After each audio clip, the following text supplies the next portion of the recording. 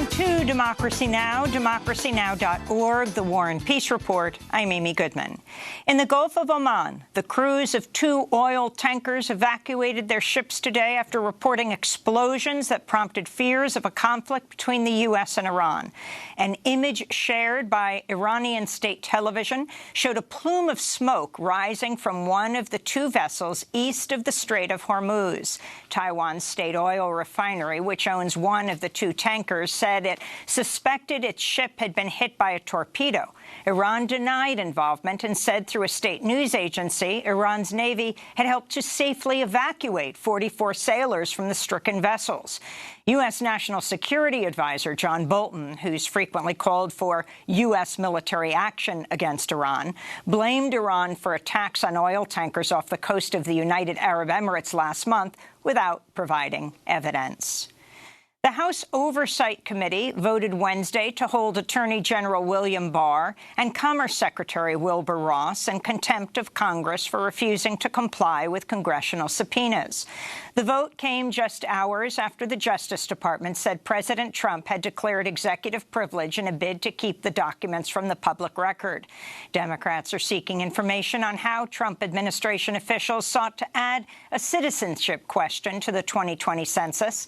Last month, the New York Times reported a senior Republican strategist who specialized in gerrymandering was secretly behind the efforts, arguing privately that adding the question would benefit Republicans and hurt Democrats. This is New York Congressmember Alexandria Ocasio-Cortez speaking at Wednesday's House Oversight hearing. I want to know why this question was magically added after we have seen that a political operative knew and detailed an intent to intimidate racial and immigrant communities for a partisan purpose, saying this will hurt Democrats and help Republicans. That's what I want to know. I want to know why why Secretary Ross continued to meet with people of disturbing political affiliations after his own administration warned him to stop. He came right here and I asked him, did you continue speaking with him after this? He told me no, we had an email, and he did. He did. Donald Trump Jr. testified before the Senate Intelligence Committee in a closed-door session about an email he received in the spring of 2016 from someone he believed to be a Russian government attorney promising dirt on Hillary Clinton. Trump Jr. accepted the invitation and scheduled a meeting at Trump Tower with the official in June of 2016. Meanwhile, President Trump said Wednesday he would accept damaging information on campaign rivals from foreign actors and might not even alert the FBI about efforts by a foreign adversary to intervene in the U.S. election. Speaking with ABC News anchor George Stephanopoulos in the Oval Office, Trump said his son, Donald Trump Jr., was right not to inform the FBI about the 2016 Trump Tower meeting. I've seen a lot of things over my life. I don't think in my whole life I've ever called the FBI. In my whole life. You don't call the FBI. You throw somebody out of your office. You do whatever you do. Al Gore got a stolen briefing book. He called the FBI. Well, that's different. A stolen briefing book. This isn't a stolen. This is somebody that said, we have information on your opponent. Oh, let me call the FBI. Give me a break. Life doesn't work that way. The FBI director says that's what should happen. The FBI director is wrong. President Trump's hand-picked FBI Director Christopher Wray told Congress just last month that the FBI would want to know if a public official or a campaign was contacted by a foreign government seeking to interfere in an election. President Trump dismissed the notion, saying he would consider accepting opposition research if a foreign figure approached him. Meanwhile, President Trump welcomed Polish President Andrzej Duda to the White House on Wednesday, signing a military agreement to station an additional 1,000 U.S. troops in Poland. Their announcement came as the U.S. Marine Corps executed a rare flyover of an F-35 stealth fighter jet over the White House as Presidents Trump and Duda looked on from the South Lawn. Trump said Poland had agreed in return to purchase at least 32 of the Lockheed Martin stealth fighter jets. The F-35 program has been marked by multi-billion-dollar cost overruns, with the Pentagon's own estimates putting the cost of maintaining the jets at nearly $1.2 trillion in the coming decades. In the Arabian Peninsula, Houthi rebels from Yemen attacked an airport in southern Saudi Arabia Wednesday, injuring 26 civilians in the airport's arrival hall. A Houthi spokesman called the missile attack retribution for the U.S.-backed Saudi-led coalition's continued aggression and blockade against Yemen.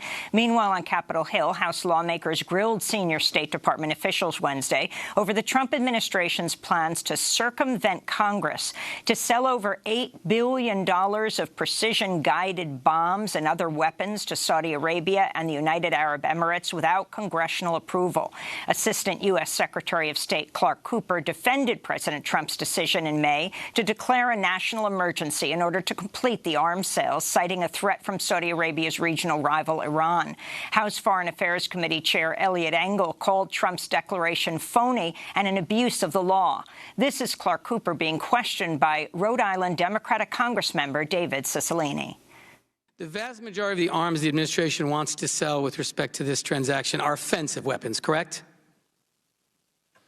It's not limited to that. There's sustainment. It didn't say limited. The vast majority are offensive weapons. There are offensive weapons. There are sustainment packages. But the vast majority are offensive. Isn't that correct, sir? A number of them are offensive.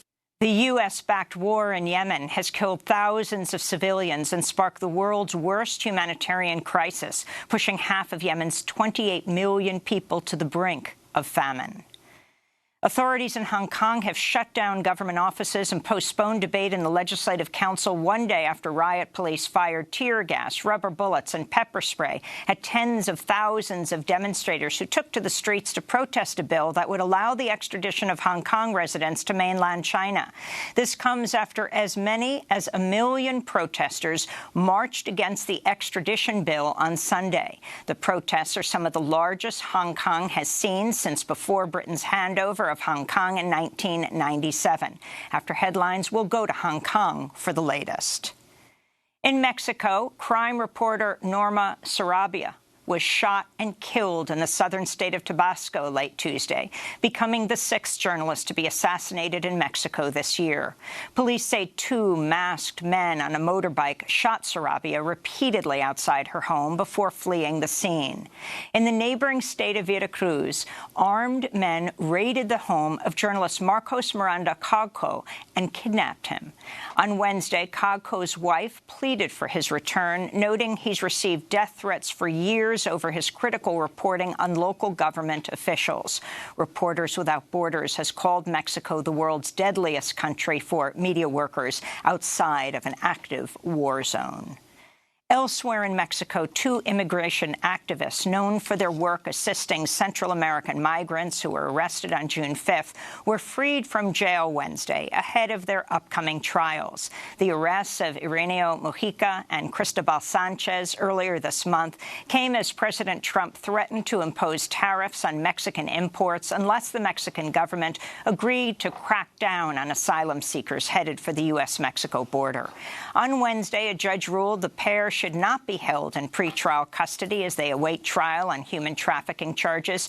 Mujica has worked closely with Scott Warren, the humanitarian aid volunteer with the group No More Deaths in Tucson, Arizona. Later in the broadcast, we'll go to Tucson, Arizona, where a federal judge has just declared a mistrial in a criminal case against Scott Warren that could see him sentenced to up to 20 years in prison for providing water, clean clothes and beds to 2 asylum seekers in the Sonoran Desert. In Uganda, health officials say a 5-year-old boy and his mother have died after falling ill with Ebola, the first deaths among 8 new suspected cases of the deadly virus reported in Uganda. The deaths came as health workers in the neighboring Democratic Republic of Congo warn a massive Ebola outbreak has become the 2nd worst on record, with over 2,000 new cases and nearly 1,400 deaths since last August. Medical workers are struggling to reach infected people amidst ongoing violence by anti-government militias, as well as widespread mistrust of foreign medical workers. In South Dakota, members of the Cheyenne River Sioux tribe on Monday turned around a truck believed to be carrying construction equipment for the Keystone XL oil pipeline.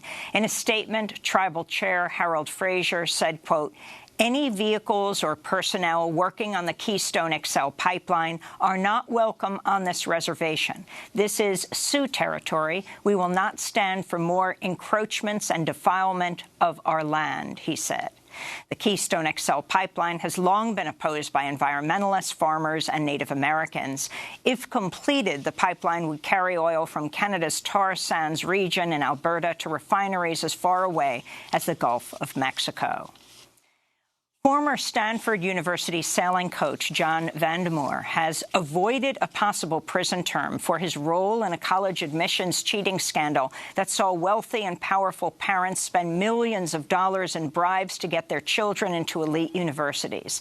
On Wednesday, a U.S. District Court judge in Boston sentenced Vandermoor to 2 years supervised release and a $10,000 fine after he pleaded guilty to racketeering conspiracy charges. Prosecutors asked for a 13-month prison sentence. They say Vandermoor took in over $600,000 in bribes to fast-track student applicants for Stanford's sailing team, funneling the money to the Stanford sailing program. The 2 students he received the bribes for did not attend Stanford. Britain's Home Secretary has signed a formal request for WikiLeaks founder Julian Assange to be extradited to the United States, where he faces 17 counts of violating the Espionage Act in the first-ever case of a journalist or publisher being indicted under the World War I-era law. British courts will now decide whether to honor the extradition request. Assange is currently behind bars at London's Belmarsh prison for skipping bail in 2012 after being forcibly removed from the Ecuadorian embassy by British police in April. And Vermont Senator and 2020 presidential hopeful Bernie Sanders offered a vigorous defense of democratic socialism in a major address Wednesday at George Washington University, vowing to complete the unfinished promise of FDR's New Deal and work towards economic rights for all. When Trump attacks socialism, I am reminded again of what Dr. Martin Luther King Jr. said, and I quote, "This country has socialism for the rich, rugged individualism for the poor," end quote.